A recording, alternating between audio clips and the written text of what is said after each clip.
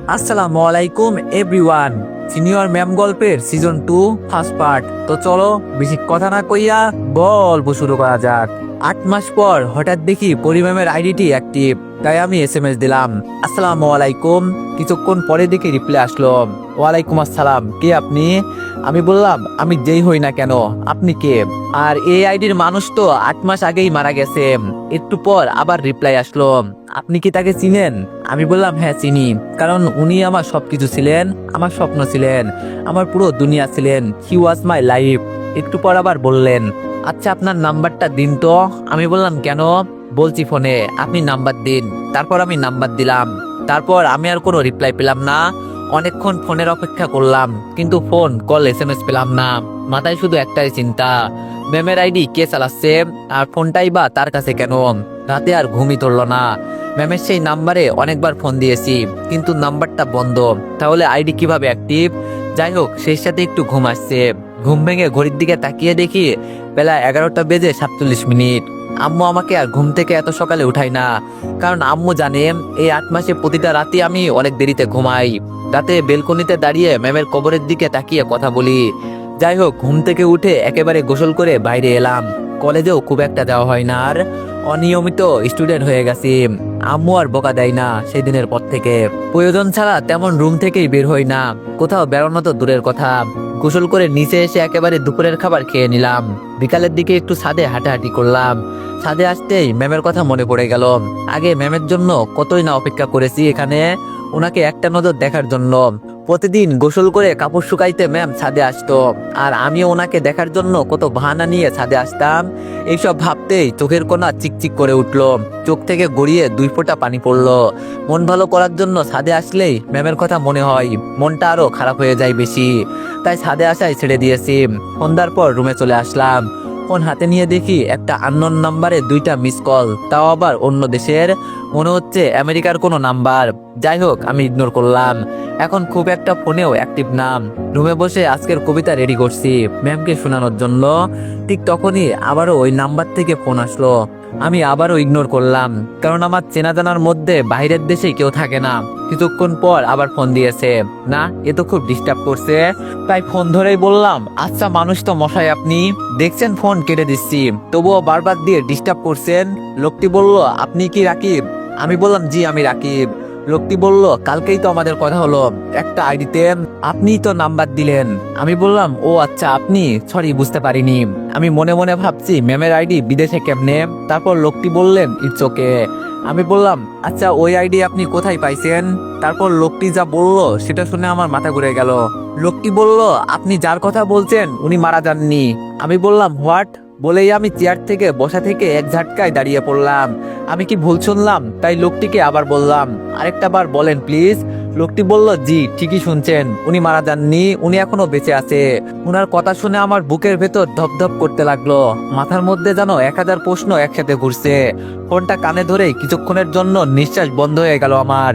উনার এই কথাটা যেন আমার জীবনের মোড় আরেকবার উল্টে দিল। আমি কাপা গলায় আবার বললাম, ভাই আপনি আরেকবার বলেন, আমার পরি ম্যাম বেঁচে আছে, আপনি কি তাকে দেখছেন?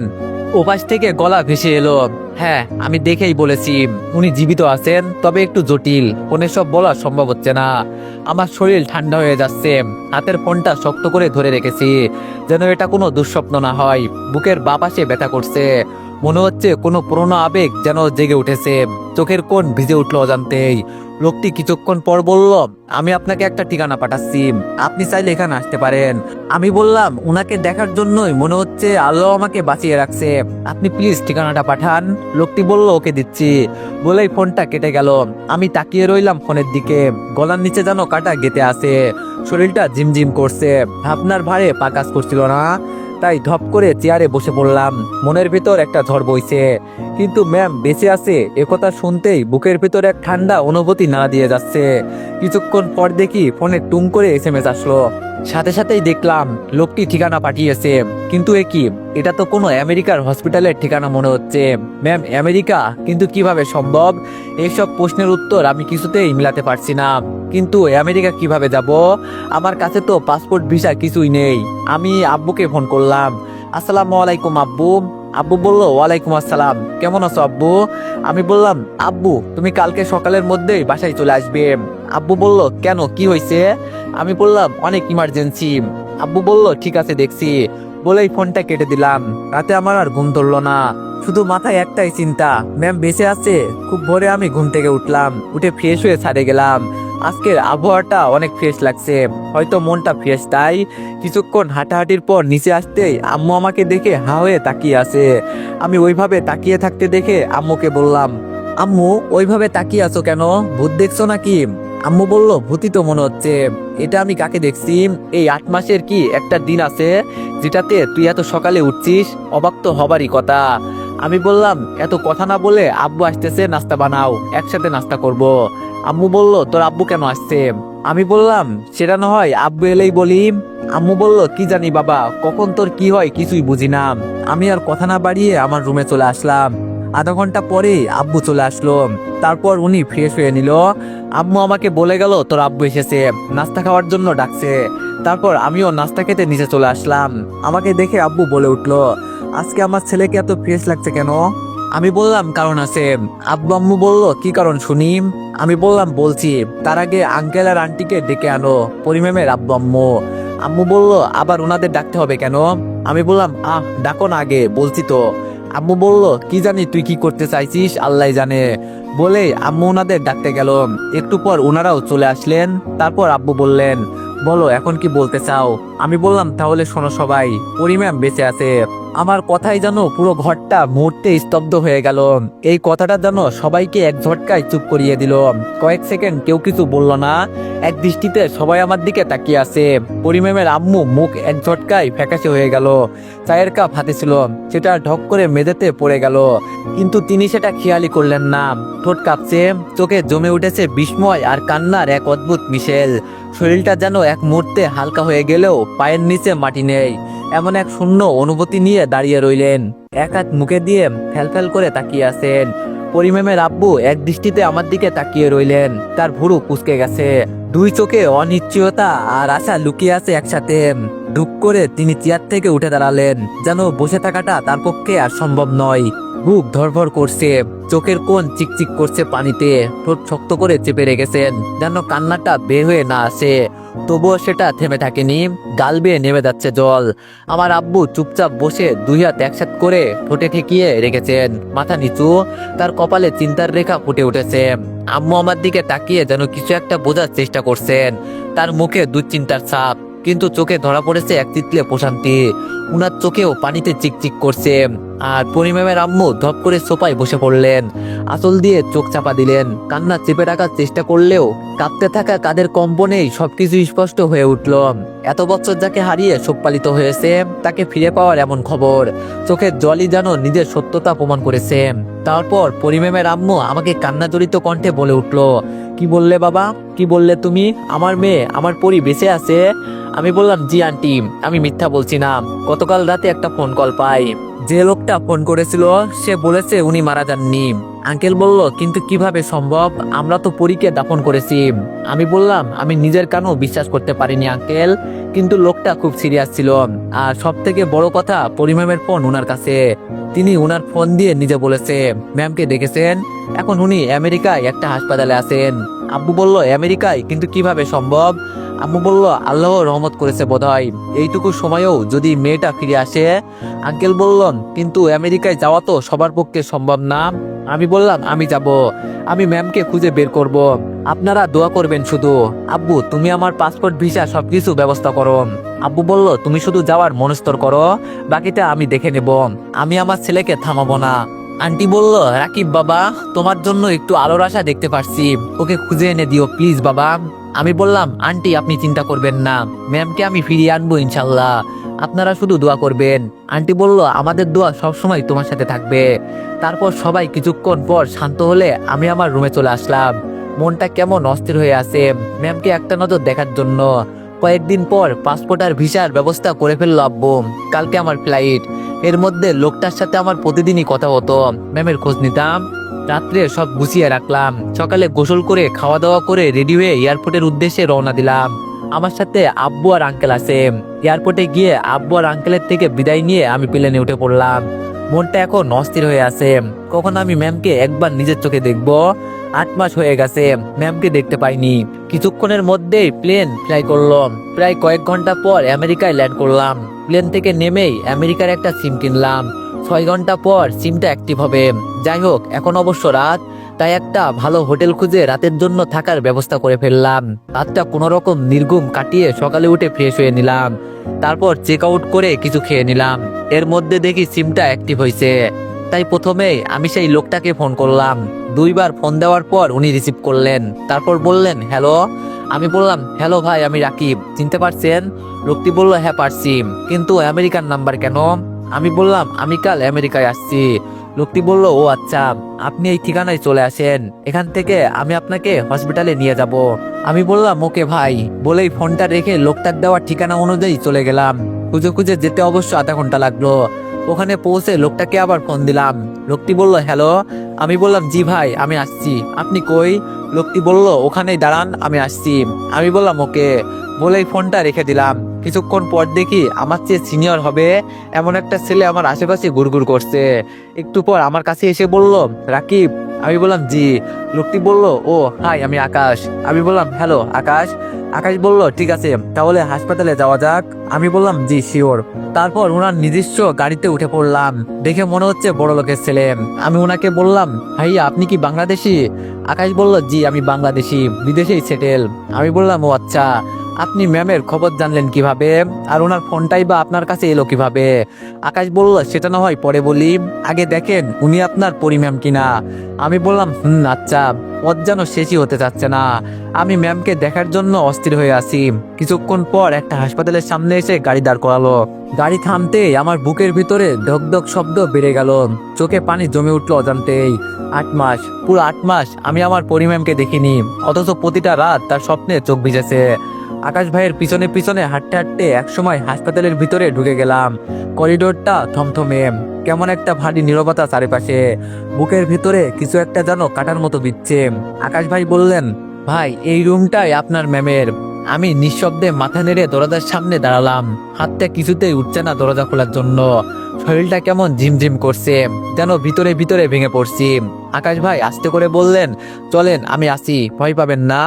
দরজাটা খুলে ফেললাম। খুলতেই চোখ গেল আমার বিছানার উপর। সাদা বিছানায় শুয়ে থাকা একটা মানুষ, চোখ বন্ধ, নিঃশব্দে নিঃশ্বাস নিচ্ছেন। চেনা সেই মুখটা, যেটা আমি দিনের পর দিন কল্পনায় আঁকতাম। কিন্তু আজ তিনি কোনো কথা বলছে না, চোখও খুলছেন না। কথা বলতেই আমার কণ্ঠ কেঁপে উঠলো। আমি বললাম, পরি ম্যাম। শব্দটা উচ্চারণ করতেই বুকের মধ্যে কেমন হাহাকার করে উঠলো। আমি ধীরে ধীরে ম্যামের পাশে গিয়ে দাঁড়ালাম। আমার হাত বাড়িয়ে ওনার কপালের চুলগুলো সোজা করে দিলাম। সেই স্পর্শে, সেই নিঃশ্বাসে চোখে পানি আর বাধা মানলো না। আমি ওনার হাতটা ধরলাম খুব আস্তে করে। হাতটা ঠান্ডা, নিঃশ্বাস। আমি ম্যামের কানের কাছে গিয়ে ফিসফিস করে বললাম, কেমন আছেন ম্যাম? কথাটা বেরিয়ে গেল বুকের অভিমান চেপে রাখা এক বিশাল কষ্টের ভেতর থেকে। তারপর আবার বললাম, জানেন ম্যাম, আমি তো প্রতিদিন আপনার অপেক্ষায় ছিলাম। আপনি তো একবারও ফোন করেননি, একবারও বলেননি, পিতৃ স্বপ্নচারী তুমি কেমন আছো?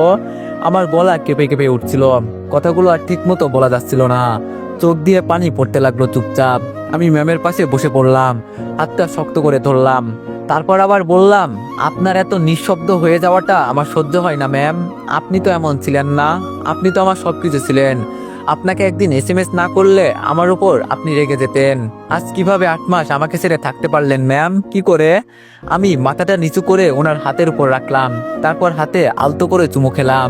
চোখের পানি চুপচাপ গড়িয়ে পড়ছে। তারপর আমি মুখটা তুললাম খুব ধীরে, কপালের চুলগুলো সরিয়ে দিয়ে ওনার কানে ফিসফিস করে বললাম, প্লিজ একবার শুধু চোখ খুলে দেখেন ম্যাম, আমি এসেছি, আপনার পিচ্চি স্বপ্নচারীটা। কোনো সারা শব্দ নেই। আমি ওনার হাতটা দুহাতে চেপে ধরলাম এবার, আর জোরে কান্নায় ভেঙে পড়লাম। আমি যেন শ্বাস নিতে পারছি না ঠিক মতো কান্নার জন্য। হঠাৎ পিছনের ঘাড়ে কে যেন হাত দিল। পিছনে তাকিয়ে দেখি আকাশ ভাইয়া। আমি আকাশ ভাইয়াকে জড়িয়ে ধরে আরো কান্না করতে লাগলাম। উনি আমাকে সান্ত্বনা দিতে লাগলেন। তারপর উনি বললেন, ভাই এখন এখান থেকে চলেন। আমি বললাম, না ভাই, আমি ম্যামকে ছাড়া কোথাও যাব না। আকাশ বলল, ভাই বোঝার চেষ্টা করো, কোমায় থাকা রোগীর পাশে ডাক্তার এভাবে থাকা এলাও করে না। থাকলে রোগীরই সমস্যা হয়। তুমি কি চাও তোমার ম্যামের সমস্যা হোক? আমি বললাম না, কখনোই না। আকাশ বলল তাহলে তুমি এখন আমার সাথে চলো। আমি বললাম কিন্তু কোথায় যাব? আকাশ বলল আমার বাসাতে যাবা। বলে আকাশ ভাই আমার হাত ধরে টানতে টানতে বাইরে নিয়ে এলো। ইচ্ছে না থাকা সত্ত্বেও আমি হাসপাতাল থেকে বের হয়ে আসলাম। তারপর আকাশ ভাইয়ার গাড়িতে করে আধা ঘন্টা পর একটা বিশাল বাড়ির সামনে আসলাম। মনে হয় এটাই তাদের বাসা। আকাশ ভাইয়া গাড়ি থেকে নেমে আমাকে বলল, আসো ভিতরে আসো। আমি বললাম বাড়িটা কি আপনাদের ভাইয়া? আকাশ বলল হ্যাঁ। বলেই বাড়ির ভিতরে প্রবেশ করলাম। বাড়িটা অনেক সুন্দর। বাড়িটার ভিতরে ঢুকতে এক অদ্ভুত প্রশান্তি লাগলো। দেয়াল ধরে সুন্দর ছবি, কারুকার্য করা আসবাবপত্র, আর এক ধরনের নীরব সৌন্দর্য চারপাশে ছড়িয়েছিল।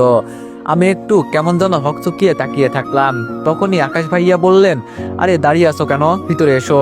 দরজার সামনে দাঁড়িয়ে ছিলেন একজন মহিলা, পরিপাটি করে শাড়ি পরা, হাতে একটা ছোট্ট মেয়ের হাত ধরা। আকাশ বলল, উনি আমার ওয়াইফ নিলাম, আর এটা আমার মেয়ে তিশা। আমি একটু সংকোচ নিয়ে সামনে এগিয়ে সালাম দিলাম, আসসালামু আলাইকুম ভাবি। নীলা বলল, ওয়ালাইকুম আসসালাম। তারপর মুচকি এক হাসি দিয়ে বললেন, বসুন, আপনিই তো রাকিব। আকাশ এই কয়েকদিনে অনেক বলেছে আপনার কথা। আমি বললাম, জি আমি রাকিব। তিশা বলল, তুমি কি আব্বুর বন্ধু? আমি একটু হেসে বললাম, হ্যাঁ আমি তোমার আব্বুর ছোট ভাইয়ের মতো বন্ধু। তিশা হেসে আমাকে হাত ধরে টানলো। তিশা বলল, তাহলে আমার সাথে খেলবা তো? আমি ক্লান্ত হেসে বললাম, এখন না পিচ্ছি, পরে খেলবো, ঠিক আছে? তিশা খুশি মনে ঘরের এক কোণে খেলনা নিয়ে খেলতে বসে গেল। আমি তখন সোফায় বসলাম, কিন্তু নীলা ভাবির আচরণে কেমন যেন একটা চাপা কষ্ট টের পেলাম। নীলা ভাবি বেশিরভাগ সময় আকাশ ভাইয়ার দিকে তাকাচ্ছিল না, আর কথা বলছিল যেন খুব হিসেব করে। তারপর ভাইয়ার বাবা মায়ের সাথেও পরিচয় হয়ে নিলাম। তারপর আকাশ ভাইয়া বললেন, যাও তুমি ফ্রেশ হয়ে বিশ্রাম নাও। আমি বললাম, ওকে ভাইয়া। বলেই আমি রুমে চলে আসলাম। এসে ফ্রেশ হয়ে নিলাম। একটু পরেই আকাশ ভাইয়া রুমে আসলো। এসে বলল, এই নাও তোমার ম্যামের ফোন। আরে এটা তো সত্যিই ম্যামের ফোন। তাই আমি ভাইয়াকে জিজ্ঞেস করলাম, ভাইয়া আমাকে সব পরিষ্কার করে বলবেন, ম্যাম এখানে কি করে? আমরা তো তাকে 8 মাস আগেই দাফন করেছি। তারপর আকাশ ভাইয়া বিছানায় আমার পাশে বসে পড়ল। তারপর বলল, 8 মাস আগে আমরা সবাই দেশে গিয়েছিলাম কয়েকদিনের ছুটিতে। ছুটি শেষ যখন বিদেশে ব্যাক করার জন্য বের হই, তখন রাস্তার পাশেই যে একটা হাসপাতাল আছে, তার ট্রান্সফরমার পুড়ে ব্লাস্ট হয়। আর সাথে সাথে অনেক কয়েকটা লাশ ছিটকে এসে রাস্তায় এসে পড়ে। আমরা গাড়ি থেকে নেমে এই দিক ওই দিক ছোটাছুটি করতে লাগলাম বাঁচানোর জন্য। আর তখনই আমি এই মেয়েটার বডি দেখতে পাই। মৃত ভেবে লাশটা রাস্তা থেকে সরাতে যেতেই বুঝতে পারলাম উনি এখনো জীবিত আছে। তাই ওনাকে আমাদের গাড়িতে তুলে দ্রুত ভালো হাসপাতালে নিয়ে আসি। কিন্তু ওখানেই না জবাব দিয়ে দেয় আর বলে বিদেশে নিয়ে যেতে। একটা মানুষ এভাবে মারা যাচ্ছে, আর আমরা কিভাবে তাকে ফেলে চলে আসতাম? তাই তাকেও আমরা বিদেশে নিয়ে আসার জন্য ব্যবস্থা করি। তারপর থেকে মেয়েটা কোমায় চলে গেছে। 8 মাস তার কোনো সারা শব্দ নেই। খোঁজ করতে গিয়ে তার ব্যাগ থেকে ওনার কয়েকটা ছবি আর একটা মোবাইল পাই, কিন্তু মোবাইলের ডিসপ্লে নষ্ট হয়ে গিয়েছিল। তাই আমি নিজে ওটা ঠিক করাই। তারপর আপনার সাথে যোগাযোগ করি। এতক্ষণ আকাশ ভাইয়ার কথা মনোযোগ দিয়ে শুনছিলাম। তার কথা শুনে আমার চোখ দিয়ে পানি পড়ে যাচ্ছে। তারপর আমি বললাম, এত কিছু হয়ে গেল আর আমরা এতদিন ভাবতাম ম্যাম মারা গেছে। আকাশ ভাইয়া বলল, আচ্ছা নিচে আসো খাইতে। আমি বললাম, ভাইয়া আরেকটা কথা, যদি কিছু মনে না করেন তাহলে বলবো। আকাশ বলল, কোনো সমস্যা নেই, বলেন কি বলবেন। আমি বললাম, আসার পর থেকে লক্ষ্য করলাম আপনি আর ভাবি কেউ কারোর সাথে ঠিকভাবে কথা বলছেন না। আপনার আর ভাবির মধ্যে হয়তো কিছু দ্বন্দ্ব হচ্ছে। যদি সমস্যা না হয় তাহলে কি জানতে পারি প্লিজ? আকাশ ভাইয়া কিছুক্ষণ চুপ করে রইলেন। তারপর চোখ মাটির দিকে নামিয়ে বললেন, সবকিছু বলতে পারি না ভাইয়া, কিন্তু এমন একটা সময় আসছে যখন দুইজন মানুষ একই ছাদের নিচে থেকেও মনের মধ্যে দূরত্ব তৈরি করে নেয়, আর সেই দূরত্ব দিনে দিনে দেয়াল হয়ে দাঁড়ায়। আমি বুঝে গেলাম আকাশ ভাইয়ার কথার গভীরে অনেক না বলা কথা জমে আছে। তবুও বললাম, আপনারা কি একে অপরকে ভালোবেসে বিয়ে করেছিলেন ভাইয়া? আকাশ মুখ তুলে একবার আমার দিকে তাকালেন, চোখে ক্লান্তি। আকাশ বলল, ভালোবাসা তো ছিলই ভাই, এখনো আছে। তবে বিশ্বাস বিশ্বাস তো কাচের মতো, একবার ভাঙলে আর আগের মতো হয় না। আমি কিছুক্ষণ চুপ করে থাকলাম। তারপর সাহস করে বললাম, ভাবি কি আপনাকে ভুল বুঝেছেন কোনো কারণে? আকাশ একটু হেসে মাথা নাড়ালেন। আকাশ বলল, শুধু একটু না, আমি নিজেই পরিষ্কার করিনি। এক রাতে অফিসের এক মেয়ে মেসেজ করে বলছিল একটা স্কলারশিপ নিয়ে সাহায্য লাগবে। মেয়েটা আমার পুরনো এক ছাত্রী ছিল, সমস্যা হচ্ছিল পেপারস পাঠাতে। আমি সাহায্য করছিলাম। তারপর মেয়েটা টিপ দেওয়ার জন্য কফি শপে দেখা করতে বলছিল, কিন্তু নীলা ওই মেসেজটা দেখে ফেলে আর ভুল বুঝে ফেলে। আমি বললাম, আপনি সেটা ভাবিকে বলেননি কেন? আকাশ বলল, সত্যি বলতে ভয় পেয়েছিলাম, বললে হয়তো ভাবতো আমি মিথ্যা বানাচ্ছি, আবার না বললেও মনে করতো আমি কিছু লুকাচ্ছি। মাঝের অবস্থাটা খুব জটিল ভাই। আমি চুপ থাকলাম, আর সেই চুপটাই আমাদের মধ্যে দূরত্ব আনলো। তারপর হঠাৎ একটা দীর্ঘশ্বাস ফেললেন। আকাশ বলল, সে আজকাল আগের মতো হাসে না, চোখে চোখ রাখে না, আমার সাথে ঠিকভাবে কথা বলে না, শুধু তিশার মুখের দিকে তাকিয়ে এই বাসায় আছে, আর আমি ওকে কোনো প্রশ্ন করি না। আমি কিছু বললাম না, শুধু একটা না তাকিয়ে রইলাম ভাইয়ের মুখের দিকে। তারপর ভাইয়া আবার বলল, চলো খেতে আসো। তারপর আকাশ ভাইয়া চলে গেল। আমিও কিছুক্ষণ পর খেতে বসলাম। ভাবি আমায় তুলে দিচ্ছেন, কিন্তু কোনো কথা বলছে না। খাওয়া দাওয়া শেষ করে রুমে চলে আসলাম। তারপর ভাবলাম বাসায় জানানো দরকার, তাই বাসায় ফোন দিলাম। ফোন রিসিভ করতেই, আসসালামু আলাইকুম আব্বু। আব্বু বলল, ওয়ালাইকুম আসসালাম, কেমন আছো আব্বু? আমি বললাম, ভালো আছি আব্বু, তোমরা কেমন আছো? আব্বু বলল, আমরাও ভালো আছি। পরীর দেখা পাইছিস, কেমন আছে সে? তারপর আমি ওনাদের সব কথা খুলে বললাম। তারা আমাকে ম্যামকে নিয়ে তাড়াতাড়ি দেশে ফেরার কথা বললেন। আরো কিছুক্ষণ তাদের সাথে কথা বলে ফোনটা রেখে দিলাম। তো এভরিওয়ান, নেক্সট পার্টের জন্য সবাই একটু বেশি বেশি লাইক আর কমেন্ট করে দিও। ধন্যবাদ।